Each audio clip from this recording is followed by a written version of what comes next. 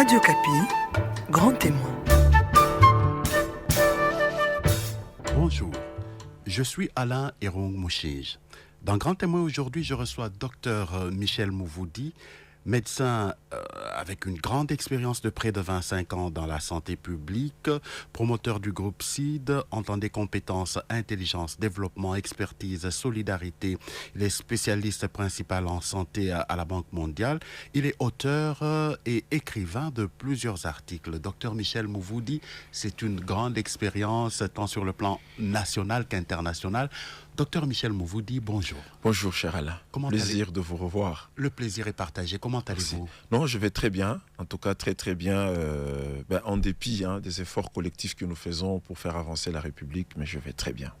Je vais très bien. Oui. Alors, Grand Témoin, c'est le parcours de toute une vie, mais une vie aussi riche que la vôtre, ce n'est pas en 30-40 minutes qu'on va en parler. Mais pour commencer, quel type d'enfant étiez-vous? Je pense que, alors, c'est une belle question que j'aimerais bien poser à ma mère, encore une fois, mais chaque fois que j'ai eu à l'entendre parler, elle dit souvent que j'étais parmi les enfants qui ne lui ont pas causé beaucoup de problèmes. Ça, c'est ce que j'entends de ma mère, parce qu'elle sait comment j'ai vécu. Mais aussi, elle dit toujours que j'étais très passionné des études. J'aimais beaucoup étudier. Déjà très jeune, j'étais président d'une association des intellectuels de l'université, plutôt de l'école. J'avais un petit journal que je sortais que je sortais à l'école. Je me rappelle que j'avais gagné un petit prix de dessin à l'école. Donc j'étais vraiment un garçon studieux. Très engagé dans la formation. Et j'étais beaucoup religieux aussi parce que en fait, j'ai passé beaucoup de temps à la paroisse Saint-Paul de Lubumbashi où j'étais scout et j'étais kiro. Et donc j'ai servi beaucoup autour de l'église aussi. Voilà, donc c'est un peu ça qui résume ma petite enfance. Vous n'avez pas causé beaucoup de problèmes à la maman, à la famille, mais est-ce que vous pouvez nous raconter une anecdote d'enfance qui vous a marqué? Une anecdote d'enfance qui m'avait marqué, c'est qu'en fait, je me rappelle une fois, mon père était infirmier, paix à son âme, il nous a quittés il y a plus de 10 ans aujourd'hui. Alors, il avait un petit dispensaire. Il avait un petit dispensaire à la maison. C'était sa petite boîte qu'il utilisait pour donner quelques soins de base aux familles du quartier. Et un jour, je me suis permis d'entrer dans son petit dispensaire, m'asseoir et commencer à soigner les gens. Et donc, je faisais entrer mes frères, les amis de mes frères, de mes sœurs. Mais tout en jouant. Et je prenais n'importe quel médicament que je voyais sur sa table, soit je le faisais boire, soit j'ai... Alors, à leur risque et péril. Tu peux t'imaginer, tu prends la gentamicine, tu mets sur une cuillère, tu dis à quelqu'un, allez, tu bois ça. Et il m'a trouvé en train de faire ça. Alors, tu peux imaginer la suite. Donc, il m'a bien frappé ce jour-là parce qu'il ne pouvait pas s'imaginer que je pouvais entrer dans son dispensaire et prendre des médicaments au hasard, commencer à les donner aux amis. En fait, je sais pas, c'est peut-être pour ça que je suis devenu médecin. Oui, après, entre-temps, il ne savait pas que c'était prémonitoire. Exactement. Et donc, c'était rocambolesque, c'était grave, ça. Qu'est-ce que tu fais ici? Non, mais j'avais tous les petits du quartier. Chacun recevait en tout cas le médicament que je voyais devant moi. Voilà, ça, c'est une belle histoire que je n'oublierai jamais. Je me rappelle ce jour-là, il m'avait beaucoup frappé parce qu'en fait, je pouvais créer des dégâts. N'importe quoi. Non, dès que je te vois... Alain, ok, je regarde, je vois la pénicilline, elle montre ta main, prends de l'eau, tu bois. L'autre entre, je regarde comme ça, je vois. Imagine-toi si je pouvais donner du mercurochrome ou bien... Ou de l'alcool dénaturé. Tu t'imagines, et je n'oublierai jamais ça. Dieu merci, très rapidement, quand il est arrivé, il m'a trouvé. Alors il m'a frappé sérieusement, il m'a corrigé. Il m'a dit, il ne faut jamais faire ça, tu peux tuer quelqu'un. Eh ben voilà, peut-être c'était ça le premier exercice de l'art de guérir pour Exactement, moi. Exactement, parce que quand on n'est pas un bon médecin, on devient un assassin. Évidemment. Exactement, c'est toujours l'inverse. Alors, quelques noms d'amis d'enfance que vous avez encore à l'esprit? Alors, des amis d'enfance que j'ai à l'esprit, il y a un ami qui s'appelle Benoît Kyungu. En fait, c'était l'ami avec qui je passais beaucoup de temps parce qu'il était sur mon avenue. On faisait les poteaux, comme on appelait à l'époque. Donc, vous sortez, vous allez vous mettre au coin et vous regardez qui passe, vous causez. Surtout les jeunes filles. Oui, et surtout les jeunes filles à l'époque. Et vous faites de l'analyse de tout un chacun, vous parlez de ce que chacun fait, ainsi de suite, dans le quartier.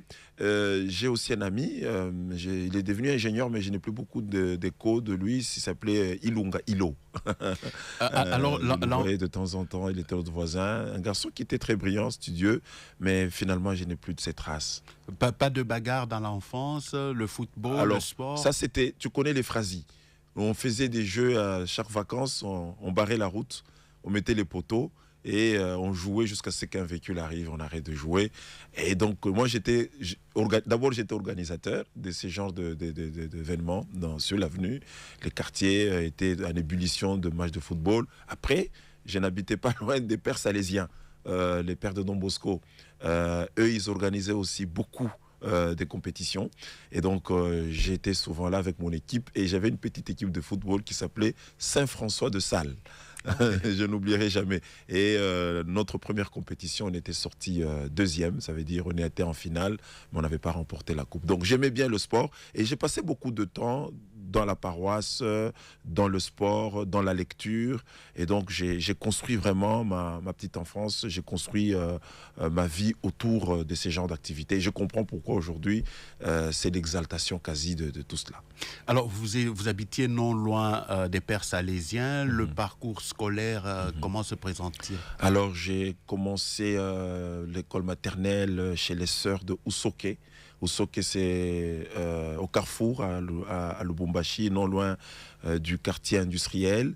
Après, j'ai rejoint une école de la Gécamine qui s'appelait Mampala, mais c'était tellement loin de la maison que très rapidement, je rejoins Madini, où j'ai carrément fait toute l'école primaire. J'ai terminé, j'ai eu mon certificat. Je suis parti à l'école secondaire, j'ai eu mon diplôme d'État en biochimie. Et après, je suis parti à l'université pour commencer la médecine. Il faut dire que mon parcours scolaire, était marqué par d'abord l'engagement pressant, la frénésie à pouvoir bien étudier, mais aussi j'étais très passionné par le dessin, parce que je suis un grand dessinateur, un peintre, parce que j'ai m'amusé aussi à utiliser des pinceaux. Et voilà, c'était ça. Donc, c'était des écoles de la Gécamine, les belles écoles de la Gécamine. Tu te rappelles, la récréation, on vous donnait du lait, on vous donnait des biscuits. On avait des très bons enseignants et on était toujours les meilleurs aux concours nationaux. Voilà, donc l'école, c'est, comme j'aime bien le dire, et Nelson Mandela le répète, l'école, c'est l'éducation, c'est l'instruction. Sans école, on ne saurait pas ce qu'on est. Donc, hommage à tous mes enseignants que je retrouve encore pour certains qui sont encore en vie, mais hommage à toutes ces personnes, tous ces gens qui ont donné de leur temps à faire de nous ce que nous sommes devenus aujourd'hui. En tout cas, on ne serait rien sans nos enseignants, on leur doit tout alors. Alors, le passage à l'université, le choix de la médecine, vous parliez tout à l'heure du papa qui était déjà infirmier. Est-ce que vous avez été influencé par ce choix-là? Je pense que j'ai été influencé par ce choix parce qu'en fait, il avait le devoir de m'amener avec sa petite moto à l'école. Et parfois, quand il avait des gardes à l'hôpital, Sendwe, un grand hôpital de Lubumbashi, il était obligé d'aller avec moi faire la garde pour que très tôt matin, il m'amène à l'école. Parce qu'il ne pouvait pas quitter la garde, venir me récupérer à la maison et m'amener à l'école. Et donc la garde avait déjà commencé il y a très longtemps. Moi, j'ai commencé à faire les gardes à l'hôpital avec mon père déjà à l'âge de 7 ans, 8 ans. Imagine-toi. Wow. Et donc, quand j'étais encore à Mampala, donc c'était très loin de la maison. Et donc, quand j'étais à la garde, j'assistais à tout ce qui se passait, comment on amenait les urgences, surtout qu'il travaillait au bloc opératoire. Vous voyez, donc il était en chirurgie, donc je pouvais bien voir les blessés. Parfois, il me faisait visiter le bloc, la stérilisation. Et quand il n'a rien à faire, alors j'étais dans sa salle de garde où je dormais, où je lisais. Et j'ai commencé à m'habituer vraiment de l'environnement de l'hôpital. Imagine-toi, Alain, donc ma vie c'était, tu quittes l'école à midi, mais 16 heures, tu te laves, tu prends ton sac, tu prends ton uniforme, tu pars à l'hôpital. Tu restes avec le papa, tu dors à l'hôpital, tu sors le matin et tu vas à l'école, ainsi de suite. Donc, quand il n'y avait pas de garde, évidemment, ce n'était pas ça le cycle. Et j'ai commencé à aimer voir la blouse blanche. J'ai commencé à aimer voir la tenue des chirurgiens. C'est d'ailleurs pour ça que j'ai fait beaucoup de chirurgie parce que j'aimais toujours cette tenue verte. J'aimais toujours ce moment où on ouvre le ventre de quelqu'un. Et pour ceux qui le savent, d'ailleurs, j'ai fait beaucoup de chirurgie et j'avais toujours cette passion de la chirurgie. Et vous habituez à la douleur de la piqûre? Oui, à la douleur de la piqûre.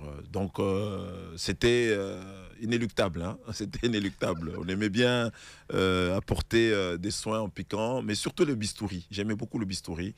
Donc, ces jeux de pouvoir déchirer un peu la peau, j'aimais bien voir. C'est vrai que c'est toujours effrayant, mais avec le temps, j'ai commencé à beaucoup aimer le bistouri et c'était excellent. Alors, à l'université, c'est un monde très passionnant. Exactement.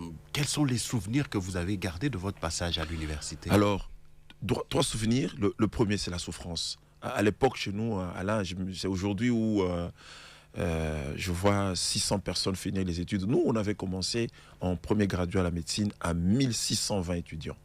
Et t'imagines, on a terminé autour de 9 ou de 10, tout simplement. C'était très compliqué.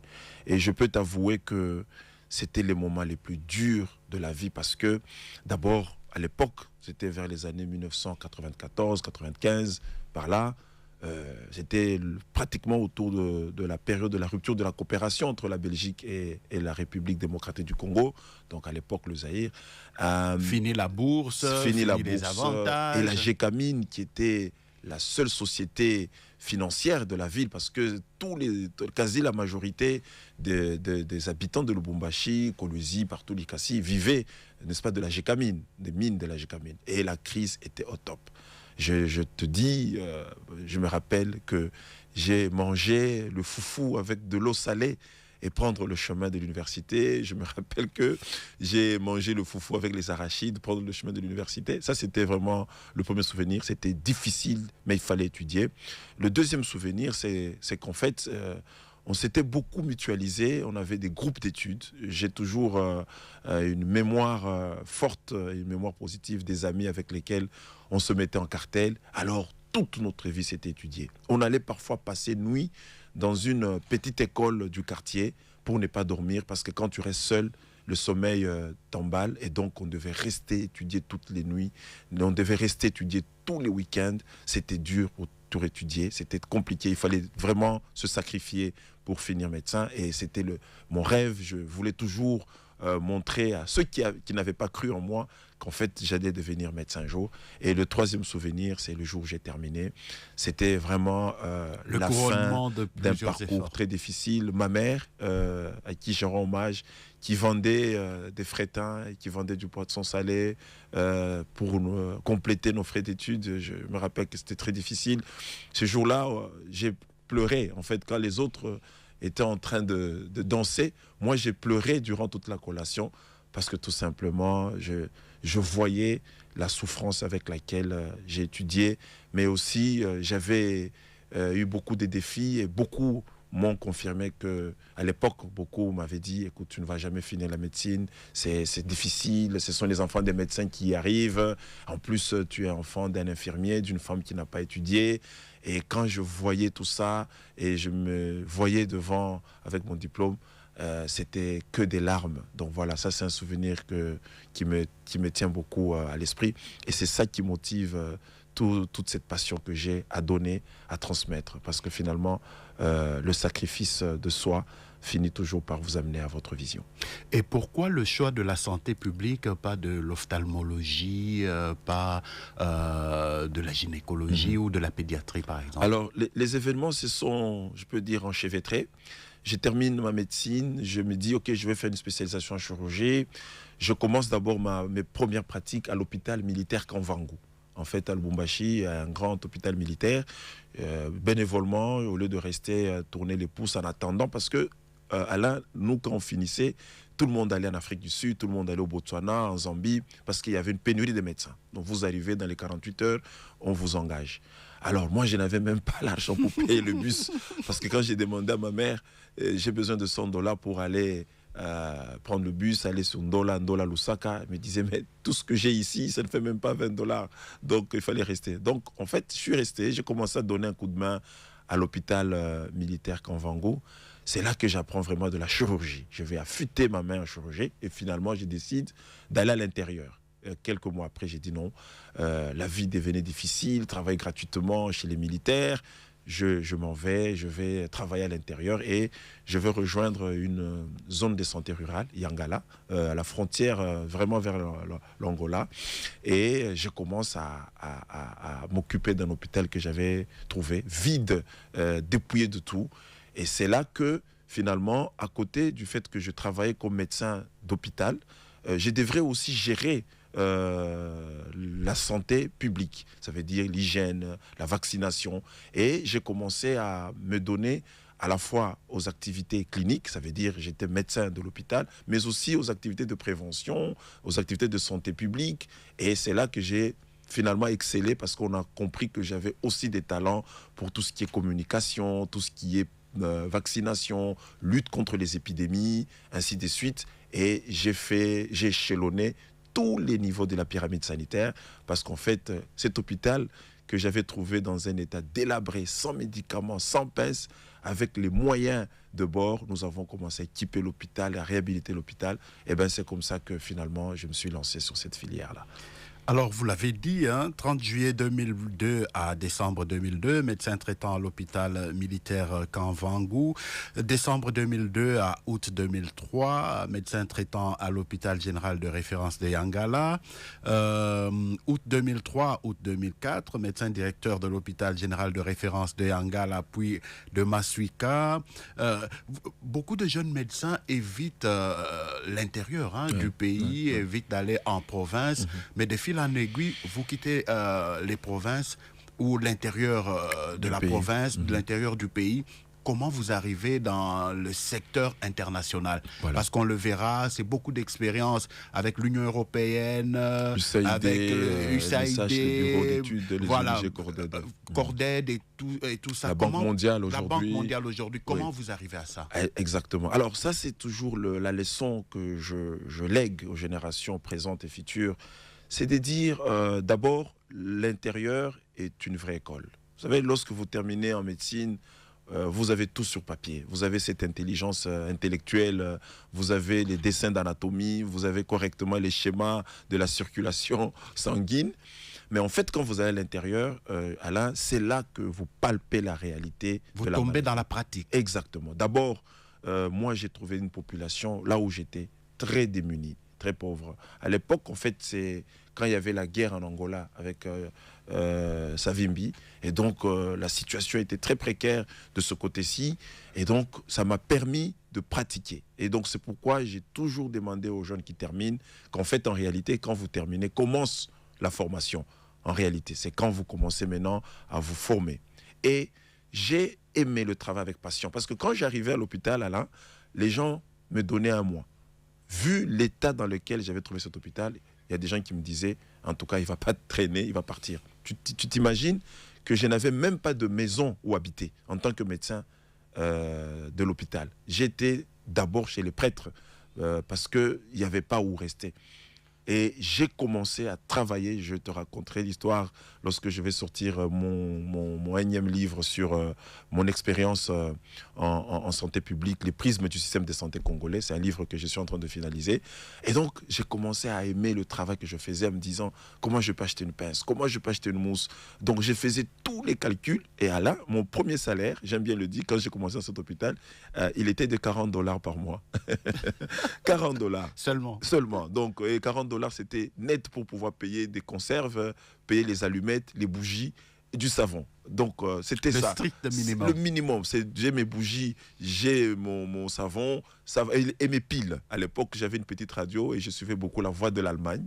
C'était vraiment l'unique chaîne que je suivais. Et j'ai commencé vraiment à m'impliquer, à aimer la population. Et ça, c'est important comme message. Aimez ce que vous faites. Aimez le travail que vous faites. C'est comme ça que vous allez avoir ce grand travail que les autres cherchent. Et donc, j'ai commencé à faire ce travail et je suis allé d'échelon en échelon. Imagine-toi, un jour, l'évêque du diocèse, parce que c'était un hôpital diocésain, il arrive il trouve que l'hôpital changeait. J'ai acheté un groupe électrogène, tout petit groupe là. À l'époque, on les appelait les petits groupes tigères. J'ai commencé à allumer à l'hôpital. J'ai acheté les rideaux. Je monte médecin directeur. Après, comme tu l'as vu, je monte médecin chef de zone de santé. Après, je monte médecin chef des districts, parce qu'à l'époque, on avait encore les districts. Après, grâce à mon implication dans la lutte contre la maladie du sommeil, la coopération technique belge va me proposer pour devenir médecin coordonnateur de la lutte contre la maladie du sommeil. Donc je vais rester là-bas. Et ici, hommage au directeur Kandé, qui a été notre directeur à l'époque et qui a fait beaucoup, qui nous a coachés dans ce domaine. Et je deviens médecin au niveau provincial, où je vais gérer plusieurs bureaux, y compris quelquefois, j'ai été médecin inspecteur provincial à l'époque, et jusqu'à être au sommet de la pyramide sanitaire, dont j'étais au secrétariat général, et donc un parcours vraiment de bas vers le haut. C'est pour dire encore une fois de plus, la patience, l'engagement, n'est-ce pas, l'assiduité, l'amour du travail que vous faites, peu importe ce qu'il est, en fait, vous amène au sommet. Et c'est après que les organisations internationales ont commencé à repérer, pas mon nom, mais ils ont repéré mes œuvres, parce que j'avais un témoignage intéressant auprès de la population, auprès des visiteurs qui venaient dans ma zone de santé, dans mon hôpital, en disant, mais ce garçon, il organisait, il était à temps avec ses rapports, il avait des tableaux de bord affichés au mur, et c'est comme ça que je vais aller commencer mes premières expériences avec Orded, avec l'Agence européenne de développement et de santé. Je vais être recruté par MSH avec l'USAID, je vais travailler pour ERA et je vais rejoindre la Banque mondiale en 2013, je pense, oui. Et à la Banque mondiale, j'ai aussi gravi plusieurs échelons, parce que quand je suis arrivé à la Banque mondiale, je n'étais que consultant. Ben, aujourd'hui, je suis Task Team Leader. En fait, c'est ce qu'on appelle gestionnaire de projet, et je suis spécialiste principal en santé, sans compter tout le travail de recherche que j'ai eu à effectuer à travers les universités, et ainsi de suite. Voilà. Alors aujourd'hui, quel état des lieux pouvez-vous faire de la santé publique en RDC? Non, il faut dire qu'aujourd'hui, on est vraiment à une période très critique. Moi, lorsqu'on parle de la santé publique, Alain, il faut regarder les résultats. Il ne faut pas regarder les process. Tu sais que, je pense, au mois d'avril, on a publié les résultats de ce qu'on appelle les enquêtes démographiques et de santé. Ce sont des grosses enquêtes que nous organisons chaque 5 ans qui montrent l'état de santé de la population. Je peux te dire que tous les indicateurs sont au rouge quasi, quoi. Donc, la mortalité maternelle, par exemple, elle n'a pas du tout baissé. Okay? Elle est aujourd'hui encore très élevée. On est à 700, plus de 7, je crois 746 pour 100 000 naissances vivantes. Donc, imagine-toi dans ce pays ici, pour 100 000 naissances vivantes, il y a 746 femmes qui meurent. La mortalité infantile, elle est très élevée. On a remarqué, par exemple, que la malnutrition chronique a augmenté. Le nombre des enfants qui n'ont pas reçu une seule dose de vaccin a augmenté. Je n'ai pas tous les chiffres avec moi, mais bref, le reflet d'un système de santé, ce n'est pas ces ateliers que nous tenons. Le reflet d'un système de santé, ce n'est pas les banderoles que vous voyez. Le reflet du système de santé, c'est la santé de la population qui se mesure dans la population. Et je vous renvoie aux enquêtes EDS 2023-2024. Vous allez vous rendre compte que les indicateurs de santé, en gros, sont très mauvais. Les enfants complètement vaccinés sont en train de diminuer. Ce qui explique, n'est-ce pas, la flambée des épidémies que vous voyez. Regardez, on est en plein choléra. Mais le choléra, c'est le symbole d'une hygiène qui n'est pas organisée. N'est-ce pas, quand vous regardez aujourd'hui la qualité de l'hygiène à travers nos villes, ne soyez pas surpris de voir qu'il y a le choléra partout. Ne soyez pas surpris qu'on ait la malaria partout, parce qu'en fait, les anophèles, ce sont des vecteurs qui pullulent autour de tout ce qui est insalubrité et autres. Donc, aujourd'hui, je crois que nous sommes dans une situation critique. Mais maintenant, des efforts sont en train de se faire. Et je crois qu'ils sont encore insuffisants. Moi, je peux te donner quelques chiffres. La dépense en santé, par exemple, elle a doublé. Aujourd'hui, nous sommes à 28 $ par habitant par an en dépenses en santé. Okay? Versus, il y a 10 ans, on était autour de 14-15 $ par habitant par an. Ça veut dire qu'en fait, on dépense aujourd'hui plus qu'avant. Mais, de manière inversée, les indicateurs de santé ne sont pas bons. Ça veut dire qu'il y a là un questionnement que nous devons nous faire sur la qualité de la dépense en santé, la qualité de la gestion. Ça, c'est très important. Et même plus loin, lorsque vous voyez la riposte contre les épidémies, je prends toutes les épidémies de la maladie à virus Ebola, et là, je rends un hommage au professeur Jean-Jacques Mouyembe, avec qui nous avons beaucoup travaillé, parce que j'ai eu à gérer quand même 8 à 10 épidémies de la maladie à virus Ebola. Récemment, on a tous assisté à la Covid-19.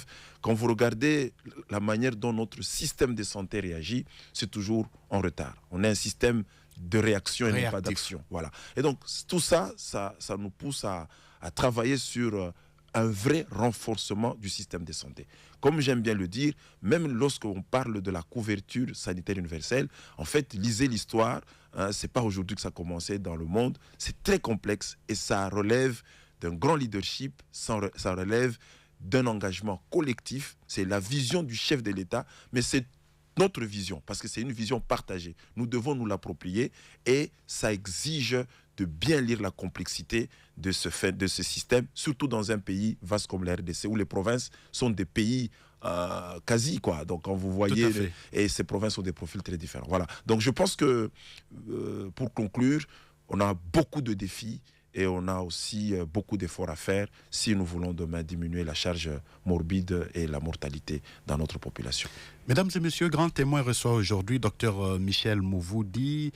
Comme nous sommes en train de le voir, c'est beaucoup d'expérience sur le plan international et sur le plan local. 25 ans d'expérience dans la santé publique, promoteur du groupe CID, entendez compétences, intelligence, développement, expertise, solidarité, spécialiste en santé à la Banque mondiale, auteur et écrivain de plusieurs articles. Docteur Mouvoudi, vous disiez tout à l'heure, vous parliez de la mortalité maternelle élevée, mais entre-temps, vous êtes copromoteur de l'initiative de la maternité gratuite. Exactement. Aujourd'hui, comment cette idée avait germé? Alors, il faut que je vous dise qu'au sein du groupe de la Banque mondiale, je m'occupais d'un projet qui s'appelle le projet de développement du système de santé. En fait, on appelait le PDSS. Vous pouvez regarder, c'est un projet qui a réalisé beaucoup d'investissements dans le cadre de la santé maternelle infantile. C'est un projet du gouvernement qui a été financé par la Banque mondiale, mais qui a clôturé. Alors, juste après la Covid-19, vers les années 2020-2021, j'ai vu comment est-ce que la Covid-19 avait impacté les services de base, donc notamment les services maternels infantiles. Un jour, je fais un voyage, c'était à Kikwit, je visite les centres de santé, je me dis, mais avec les moyens qu'on a, pourquoi ne pas imaginer carrément subventionner totalement l'accès des femmes aux soins de santé, aux soins de santé d'abord, mais aussi à la maternité. Parce que je voyais comment est-ce que les structures ne pouvaient plus tenir. Et on a commencé une première initiative avec le PDSS. On a discuté avec le ministère de la Santé, on a dit, mais écoutez, on y va, parce que le PDSS, c'est un projet du gouvernement. C'est comme ça que l'initiative a germé. Et ici à Kinshasa, il y avait 8 zones de santé qui avaient expérimenté cette pratique, en fait, je l'appelle de l'accès de la femme au service de santé de base. Et en évoluant, on a étendu cela dans d'autres provinces. On était à plus de 10 provinces qui pratiquaient cela. Mais on a vu que finalement, il y a eu une augmentation fulminante des femmes qui accouchaient au centre de santé ou à l'hôpital. C'est là qu'on a compris qu'en fait, que la mortalité maternelle qu'on avait était liée au fait que les femmes accouchaient à domicile. Parce que la mortalité maternelle se calcule dans la population. Et donc, les mamans accouchent à domicile et donc, le risque de décès était très élevé. Donc, en levant la barrière financière, donc on permettait un afflux des femmes en milieu hospitalier où les accouchements pouvaient se passer. Mais il faut quand même avouer qu'on a constaté qu'il y avait un défi, c'était le défi de la qualité. Parce que lorsque vous parlez d'accoucher dans un hôpital, ça veut dire que vous devez avoir un personnel bien formé, vous devez avoir un équipement et rapidement, on s'est encore retrouvé, on a reprogrammé des ressources pour commencer à construire et à équiper des maternités. On en a fait plus de 400. Vous voyez les images, mais on a travaillé beaucoup sur les investissements. C'est là justement que nous nous sommes dit, mais est-ce que ce n'est pas l'occasion de commencer cette amorce, n'est-ce pas, de la gratuité de la maternité sur l'ensemble du pays? Mais aussi, ça tombait bien parce que une fois le chef de l'État, quand il était arrivé, je crois en 2019, il fait de la santé sa priorité. Et je crois qu'il a suivi de près la dynamique et il en a fait sa priorité ou sa vision. Et avec son engagement, c'est comme ça que le programme, finalement, a pris corps. Et jusqu'aujourd'hui, grâce au financement de la Banque mondiale, nous continuons à financer, n'est-ce pas, ce programme, parce que notre souci, c'est de diminuer drastiquement la mortalité maternelle et infantile en République démocratique du Congo, parce que nous savons un taux, nous sommes parmi les pays où le taux de la mortalité maternelle est très élevé. Et donc c'est comme ça qu'aujourd'hui, sous le leadership du chef de l'État, à qui nous adressons vraiment nos hommages les plus déférents, nous sommes en train de travailler en ce sens-là et nous pensons que cela devrait être l'exercice de tous les partenaires au développement, du gouvernement, mais aussi de la population. Vous avez géré plusieurs projets multisectoriels de nutrition et santé. Comment vous expliquez ce phénomène de malnutrition chronique dans un pays comme aussi riche comme la RDC où tout et n'importe quoi pousse en un clin d'œil? Voilà. Alors, il faut que tu comprennes d'abord, Alain Héroux, que la malnutrition chronique, elle commence lorsque l'enfant commence sa vie. En fait, les gens ne comprennent pas que la malnutrition chronique, qu'on appelle aussi le retard de croissance, se crée principalement entre la conception et les 1000 premiers jours de la vie. Si vous suivez mes émissions, je parle beaucoup des 1000 premiers jours de la vie. Ça veut dire une fois la conception, et à 2 ans, ça fait 1000 jours. C'est pendant cette période-là qu'en fait, l'être est en train de se construire, n'est-ce pas? Et un élément important qui se construit pendant cette période-là, c'est le cerveau de l'enfant. N'est-ce pas? Et tu comprends qu'une bonne partie de cette période, c'est d'abord la grossesse. Ça veut dire l'enfant qui est dans l'utérus de la femme, je vais utiliser des termes terre à terre pour qu'on me comprenne, dépend de la femme. Donc la santé maternelle, durant la grossesse, influence la nutrition, n'est-ce pas, du bébé. Donc une femme mal nourrie, une femme qui n'a pas une bonne santé physique, mentale, ou sociale, influence, n'est-ce pas, la santé de l'enfant. Et ça continue à la naissance, n'est-ce pas, mais aussi de la naissance jusqu'à ce que l'enfant puisse avoir 2 ans. Donc l'accès à l'eau potable, par exemple, l'allaitement maternel, autant, n'est-ce pas, d'actions qui doivent être menées et qui contribuent, n'est-ce pas, à la nutrition de l'enfant et principalement à la construction du cerveau, en fait, qui reste le centre de l'intelligence cognitive, le centre et même de l'intelligence émotionnelle. Maintenant, il s'est fait malheureusement que, si tu regardes dans le pays, la femme enceinte, les accouchements, la femme après l'accouchement, donc on appelle la grossesse, le partum, ça veut dire quand on accouche, mais aussi après, on appelle le postpartum. Quand vous regardez cette période-là, très peu de femmes ont des soins de qualité, n'est-ce pas? Notamment en termes de CPN, de consultation prénatale. Très peu de femmes accouchent en milieu sécurisé avec un accouchement de qualité. Mais aussi quand vous regardez la période qui suit après l'accouchement, ça demande à ce qu'on puisse allaiter exclusivement la femme au sein, ça demande à ce que, plutôt l'enfant au sein, ça demande à ce que l'enfant puisse bien manger. Mais imaginez-vous la condition actuelle de la femme, qui du reste d'abord a cet enfant-là, mais aussi cette femme qui est le pilier de l'économie, parfois qui doit sortir très tôt matin pour aller trouver à manger pour les autres enfants.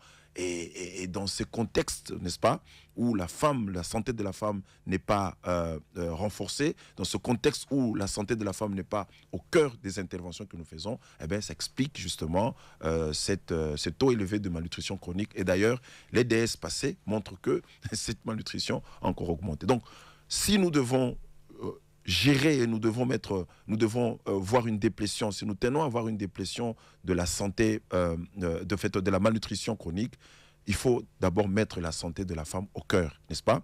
Travailler sur les 1000 premiers jours de la vie, évidemment, toutes les questions multisectorielles entrent en jeu parce qu'en fait, la nutrition n'est pas que une cible du secteur de la santé, l'agriculture, l'eau, l'élevage, la pêche, l'éducation, parce que l'éducation de la jeune fille montre que elle influence sur son comportement vis-à-vis des bonnes pratiques de santé, ainsi de suite. Donc c'est vraiment dans ce paradigme-là qu'il faut travailler et arriver justement un jour à voir la déplétion de la malnutrition chronique. Docteur Michel Mouvoudi, vous avez coordonné plusieurs projets de développement et de santé, notamment avec l'Union européenne. Mais qu'est-ce que vous répondez à ces observateurs qui pensent que les fonds européens de développement, les fonds américains, les fonds suisses, tous les fonds étrangers ne développent pas les pays africains? Mais ils ont raison. Moi-même, je le dis tout le temps. Aucun pays ne s'est développé avec de l'aide. L'aide vient soutenir l'action principale. OK? Voilà, je te donne un exemple. Tes propres enfants, qui peut mieux les élever que toi-même? N'est-ce pas? En d'autres termes, lorsque vous recevez de l'aide publique au développement, je me rappelle toujours ici des motivations qui avaient été mises en exergue en 2005 lorsque on parlait de la déclaration de Paris. Toutes les évaluations de cette déclaration de Paris montraient clairement que tant que les pays ne vont pas d'abord prendre leur leadership, tant que les financements domestiques, maisons, ne vont pas financer certains secteurs clés du développement humain comme la santé, l'éducation, la protection sociale et autres, l'aide ne peut pas venir tout faire. L'aide vient suppléer, l'aide vient apporter un plus. Vous comprenez? Aujourd'hui, regardez, on est en arrêt de l'aide américaine.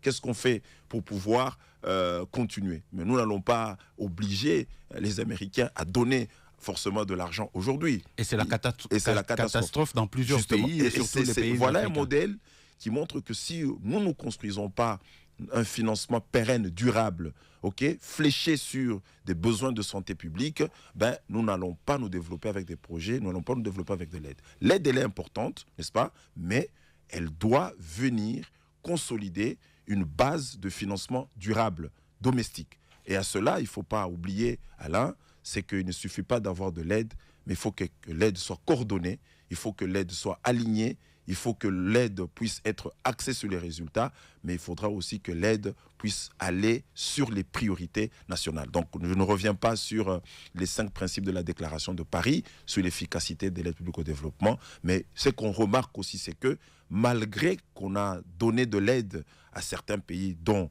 la République du Congo, les résultats qu'on a vus ne sont pas vraiment des résultats escomptés. Certes, on a des progrès, on a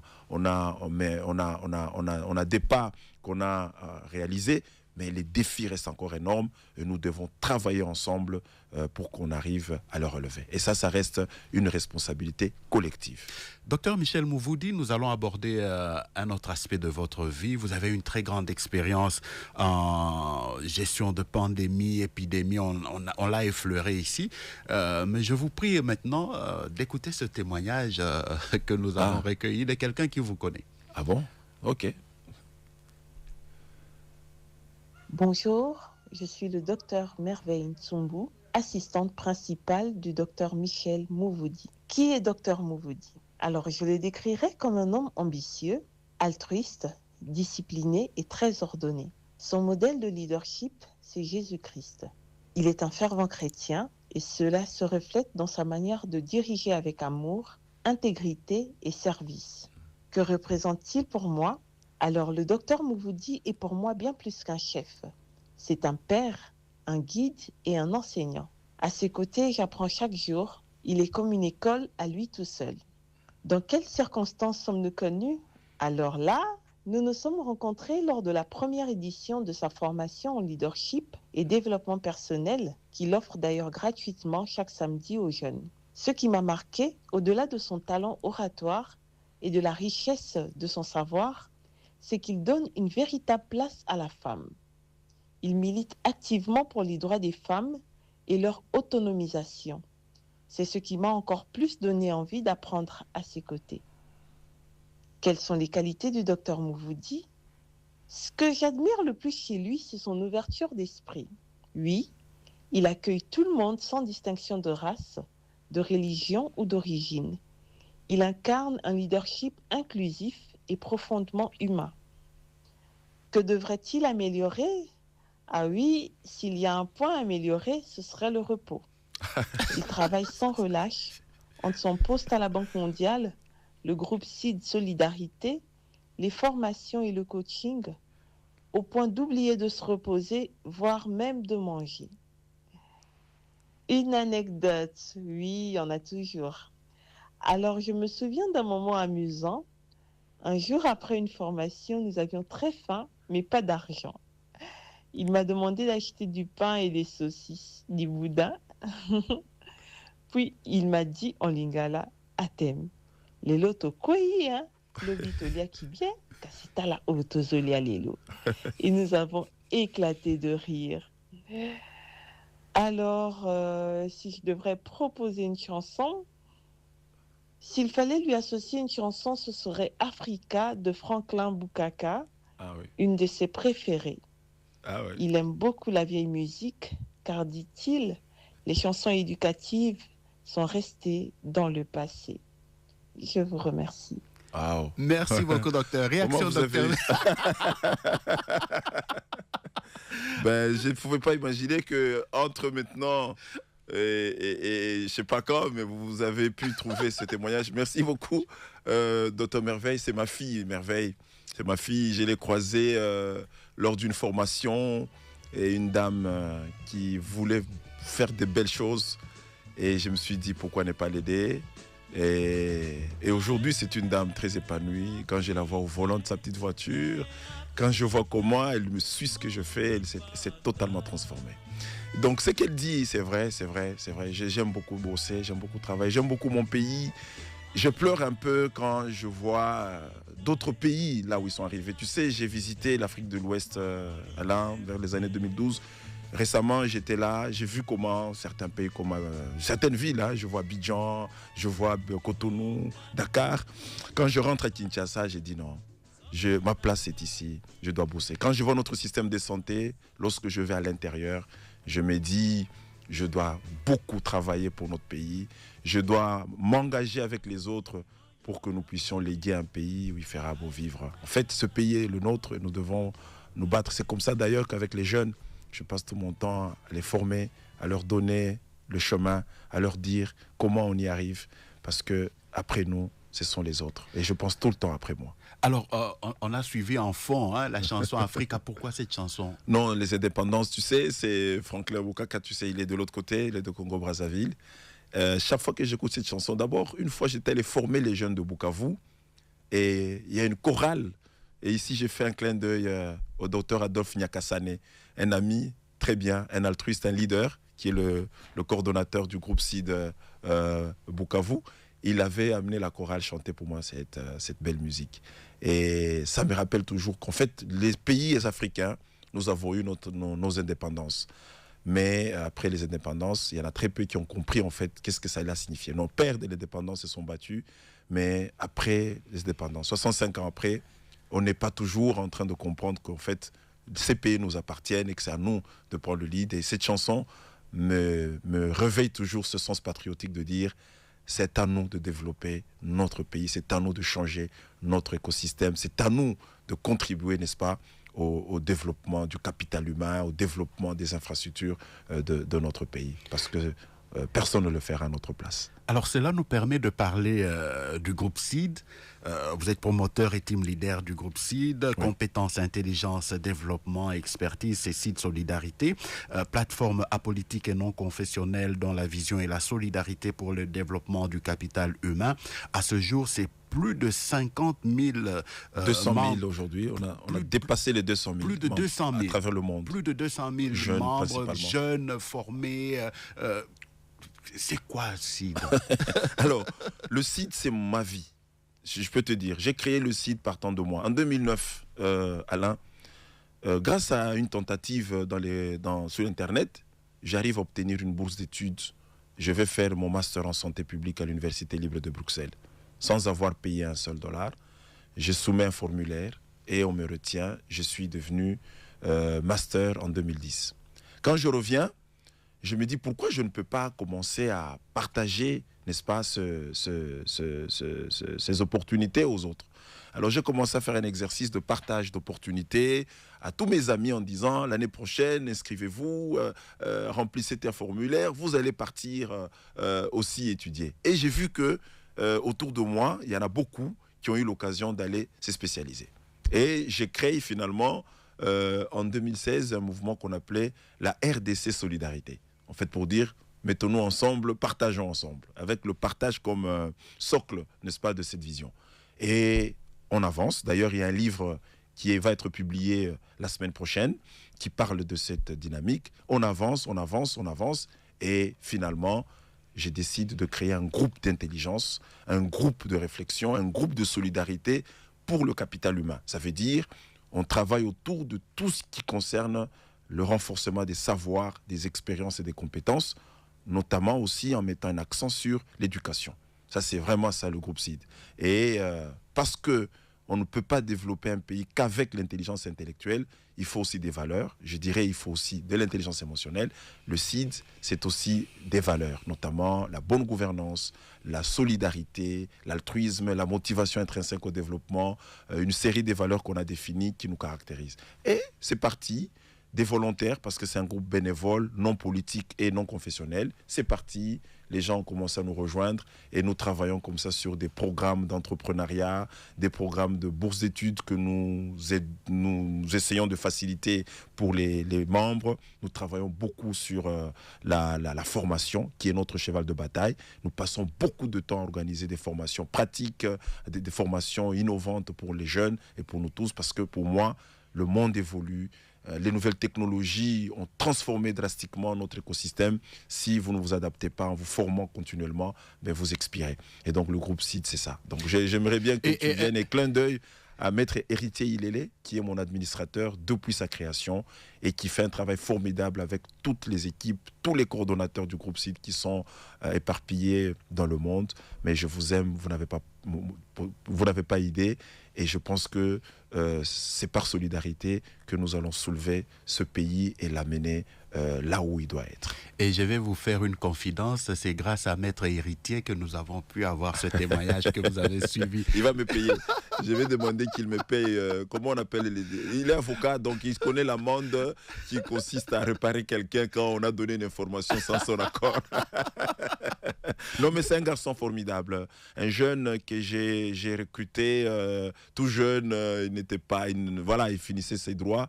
Mais quand vous le voyez aujourd'hui, c'est lui le moteur de la gestion de tout le système, y compris en international, parce que nous avons le groupe CID au Congo-Brazza, nous l'avons au Gabon, nous l'avons en Belgique, nous l'avons au Canada. Et donc, c'est une fierté de voir que j'ai des jeunes qui peuvent me remplacer tout de suite. Et si je me dis, j'arrête de faire ceci, il y a quelqu'un qui va le faire. Et mon travail dans le CID, Alain, c'est renforcer le leadership, renforcer le développement personnel, renforcer l'envie des valeurs, renforcer le capital humain des jeunes, pour que finalement cette jeunesse qui constitue la majorité de notre pays soit au centre du changement. La jeunesse, c'est aujourd'hui, c'est pas demain. La jeunesse, c'est là maintenant. Il faut que cette jeunesse commence à prendre le devant et il faut qu'on y travaille et il faut qu'elle comprenne cela. Et ça, c'est ma passion et je le fais gratuitement avec mes modestes ressources parce que je me dis, il faut pas attendre. Il faut commencer avec ce qu'on a et demain, on pourra avoir encore plus.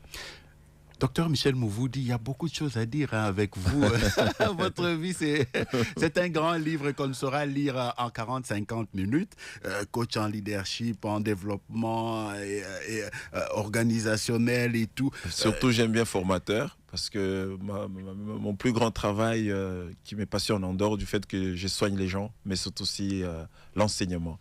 Je suis un enseignant. J'étais répétiteur d'enfants pendant longtemps pour pouvoir aussi suppléer aux frais de mes études, mais j'ai gardé ce goût de former. Et d'ailleurs, aujourd'hui, vous êtes doctorant. Oui, exactement. Je suis en train de faire ma thèse, mon PhD à Lubumbashi, en leadership d'ailleurs, dans les réformes publiques. Et je travaille beaucoup pour aider les jeunes à avancer. J'aime beaucoup enseigner, Alain. J'aime toujours que les autres soient capables de faire comme moi et même plus que moi. Et c'est comme ça que si vous suivez les témoignages des jeunes à travers les réseaux, vous allez voir que beaucoup sont dans cette transformation parce que nous qui connaissons, nous avons l'obligation de transfert de compétences. Et ça, c'est un travail que je ferai toute ma vie. Parce qu'en réalité, les leaders sont des enseignants. Si tu regardes, tous les leaders, Jésus-Christ, Mahomet, Mandela, c'était des enseignants. Parce qu'ils tenaient à ce que leur œuvre perdure. Et donc, à ce titre-là, vous n'avez pas autre choix que la transmission. Cette émission est en train de se terminer. Mais on va terminer par une note très positive. Il y a des gens qui reconnaissent vos mérites, qui vous ont honoré. C'est notamment la chancellerie de l'Ordre national de la République démocratique du Congo qui vous a honoré en vous décernant 2 médailles d'or, l'une dans la catégorie civique, l'autre dans le monde des sciences, des arts et des lettres. Il nous reste moins de 5 minutes. Docteur Michel Mouvoudi, pourquoi tous ces honneurs? Quelles étaient les motivations derrière ces honneurs? Alors, les motivations, j'ai appris que les motivations étaient liées à 2 dimensions. D'abord, la première dimension, j'ai beaucoup publié, Alain, et j'invite d'ailleurs les jeunes à lire mes livres. Je suis à plus de 10 livres. Plus de 10 livres. Publiés, Ma vie, ma première entreprise et mon capital, Les lettres de ta réussite, d'ailleurs, que nous décortiquons avec Jean-Marc Matoaki. Dans Métissage, que je vous invite à suivre. Exactement. Tous les samedis et les dimanches. Voilà, j'ai écrit un livre sur le leadership et la performance organisationnelle, Poursuivi Lean. Bref, j'ai écrit un livre sur le e-commerce. Je suis en train d'écrire un livre sur les économies positives. Et un très bel ouvrage sur docteur Jean-Jacques Mouyembe que nous avons commenté dans Grand Témoin. Donc, et justement, en faisant tout ce travail de rédaction, sans compter les articles scientifiques, les travaux que j'ai eu à élaborer durant mon master en administration des affaires. En fait, ce sont des travaux qui ont impacté la communauté. Et ça, je pense que on a vu en cela une contribution au développement de notre pays. La deuxième dimension, c'est le travail de formation de la jeunesse. Aujourd'hui, Alain, je ne peux pas me taper sur la poitrine, je n'aime pas trop parler de moi, parce qu'en fait, il faut avouer que j'ai organisé plus de 80 sessions de formation à travers le pays avec mes propres moyens. C'est dur, hein, lorsqu'on est salarié, prendre l'argent de son épouse, des enfants, le peu d'argent qu'on a, payer un billet d'avion, louer une salle, former des jeunes parce que tu te dis, mais il faut le faire. Et plus de 10 000 jeunes ont été formés. Je suis en train d'ailleurs de collecter les témoignages de ces jeunes 2-3 ans après. Vous avez entendu Dr Merveille, c'est parmi les personnes que j'ai formées. Allez sur les réseaux sociaux, je vous dis aujourd'hui, ça fait des larmes aux yeux de joie de voir que ces jeunes sont en train d'avancer. Et je pense que tout cela a permis à ce que la République reconnaisse ce travail que nous faisons. Mais pour moi, Alain, le fait de me décorer, on m'envoie encore un message fort. On me challenge encore. Parce que je deviens braqué, je deviens quelqu'un qui doit être au centre de l'excellence. Et donc, ça m'a donné la niaque, j'aime bien le dire, la rage de réussir, de faire réussir. Et je vais encore continuer à me déployer pour mon pays, pour la jeunesse de mon pays, mais aussi soutenir, n'est-ce pas, la vision de notre président à travers tous les secteurs sociaux. Et je crois que c'est très important de pouvoir travailler collectivement en ce sens-là. Et pour terminer, un message à tous ces millions de jeunes qui vous suivent ici au pays et à l'étranger. Alors, un message, j'ai toujours articulé mon message aux jeunes en 3 volets. Jeunes, d'abord, premièrement, développer la confiance en vous. Qu'on ne vous trompe pas qu'il y a eu des gens qui sont arrivés au sommet par la paresse, par des promesses, par des dons. Vous allez devenir ce que vous allez être par le niveau d'engagement que vous allez avoir en vous. Donc, croyez en vous. Ce n'est pas pour rien que vous existez. Donc, évitez la main tendue, évitez de courir derrière les gens, évitez de vous asseoir par terre pour que l'on vous jette de l'argent. Évitez ça, croyez en vous. Vous êtes humains comme ceux-là aujourd'hui qui ont des voitures, qui ont des maisons, qui sont professeurs. Vous pouvez y arriver. Moi, j'en suis un exemple. Deuxième message, ayez une vision pour vous. Dites ce que vous allez devenir. N'est-ce pas? J'aime bien un passage biblique qui dit « Fais de l'Éternel tes délices, il te donnera ce que ton cœur désire. » Ça veut dire que tu peux demander ce que tu veux. On dit toujours « L'homme propose, Dieu dispose », mais l'homme doit proposer. Proposez ce que vous voulez être. Proposez les transformations que vous voulez, n'est-ce pas, subir dans votre vie. Proposez le rêve que vous voulez avoir, n'est-ce pas? Donc, c'est très important que les jeunes puissent avoir la vision. Et là, dans la formation, je vois que beaucoup de jeunes n'ont pas de vision.